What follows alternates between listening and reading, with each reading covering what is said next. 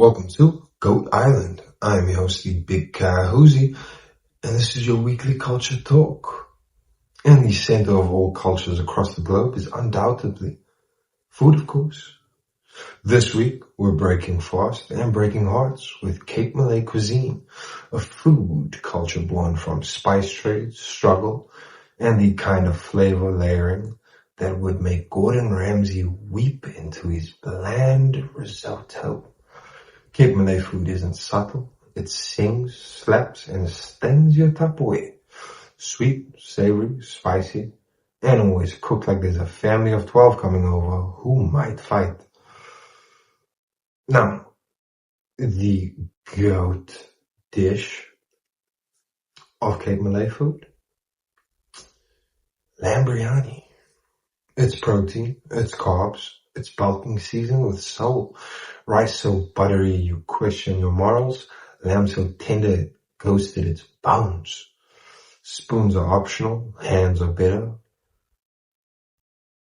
Bibs or serviettes are advised. We would say cook sisters, but this is about macro-friendly gains. Now, Cape Malay food, it's the fusion kingpin of South African kitchens. Malaysian roots, African rhythm, Dutch colonizer pantry. The result, sweet curries that slap, sambals that burn, and stews that hug you then choke you. Everything's made in bulk. Everything's got cardamom, karamok. Everything's cooked by aunties who don't measure but still hit that perfect taste like they're whispering to their ancestors. Turmeric in rice, cinnamon in the chicken, sugar in the meat. You don't argue. You just thank the plate. Before we move on from food, we have this week's down bad diet pick and the food of the week that is a non-option for us is muesli. Leave it on the shelf, please. Listen, it's not healthy. That's propaganda bullshit. And it's just dried fruit with granola. That's a waste of calories to us.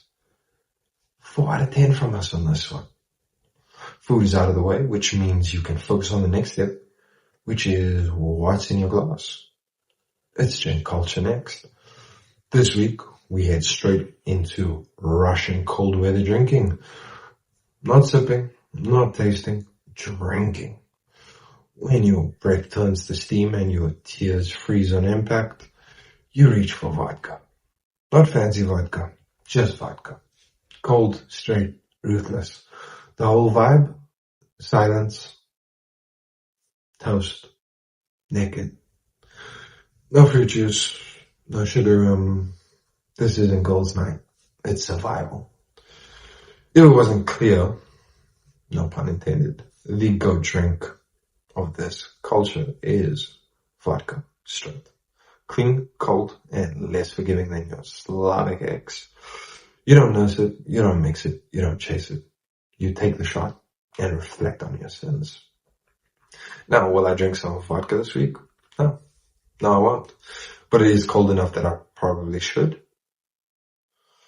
But I'm not a teenager anymore, and I actually like to enjoy my drinks. So unless someone's bringing me a really good vodka, we'll leave this one off the drinks order for this week. Still though, a good vodka hits different. But what about what doesn't hit? That's right. Do not drink section of the show is up next. And the drink that we wouldn't even take a sip of this week is green tea. I don't know who lied to you and made you think that liking green tea makes you sound mature and healthy, but it doesn't. It makes you sound old. The shit tastes bad. It's a 3 out of 10 from us. Green tea, miss me with that bullshit. We need to get to our FTC segment for the culture, of course. Every week we've been pulling styles from around the world of different tattoo cultures, from sacred skin scripts to viral Pinterest regrets, bringing you tat styles from across the globe and time. This week, we're diving into the grimy, coded, brutal beauty of Russian prison tattoos. These aren't just tattoos. the criminal resumes. Each star, skull, or cathedral means something. How long you've served, who you've stabbed, or whether you kiss authority on the lips or burn it down. The art style, sharp, raw, black and grey menace. Placement, brutally visible. Chest, hands, knees.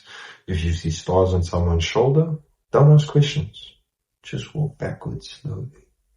This tat style gets a 7 out of 10 from us. It looks menacing and poetic, but not much range for placement, and it's not like you can hide it. Plus, you can't really take the symbols and adapt it unless you've done time. So aesthetically, it's phenomenal, but we can't rate it higher considering most people can't even get it without being cringe. You'd think this style coming from prison would stop casuals from getting it for the sick aesthetic, but no, you still have TikTok gym bros with thief stars on their knees like they downloaded trauma, tourists getting Russian script they can't read because it looks cool, and upper middle class DJs with fake gulag vibes. So let's make a quick tat rule. If your biggest struggle is forgetting your MacBook charger, you don't need prison ink. Okay? Our last section of the show is about all the things that are not for the culture. It's our "we don't do that over here" segment. This week's style sin is socks with flip-flops. And before you cry, but it's comfy. This isn't about comfort. It's about looking dignified. The only acceptable variation of this is black or white socks with Nike slides. That's streetwear. That's casual. That's intentional. But if you're out here rocking toe thongs with Argyle socks and hoping no one notices, you're lost. It's not edgy. It's not quirky. It's dad on vacation energy with crusty feet. 2 out of 10 from us for this one.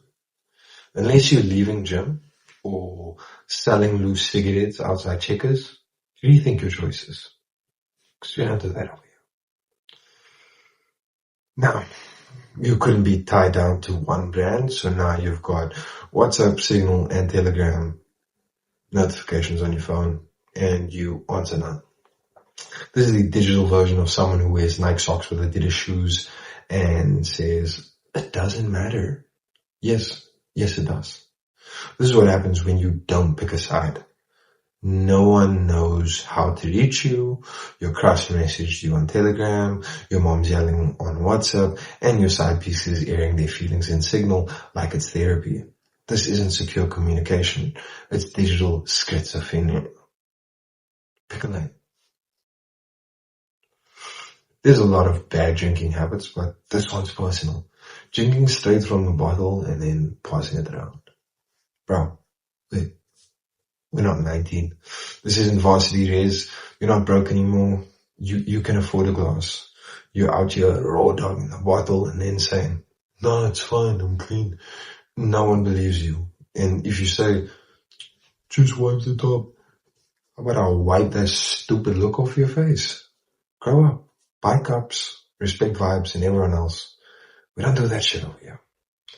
This week's party sin is losing your phone 12 times before midnight. You're not mysterious. You're not living in the moment. You're a logistical nightmare. It's called a designated driver, not a designated babysitter. Every 20 minutes you're screaming, has anyone seen my phone? Like we're all your unpaid private investigators. This isn't Dora the Explorer. Watch your belongings. We're partying, not parenting. That's a wrap for this week's For the Culture Drop. And why haven't you, like and subscribe? And if you have any thoughts, drop a comment. And from Goat Island, this is the Big Ka Huzzi. We'll check you again.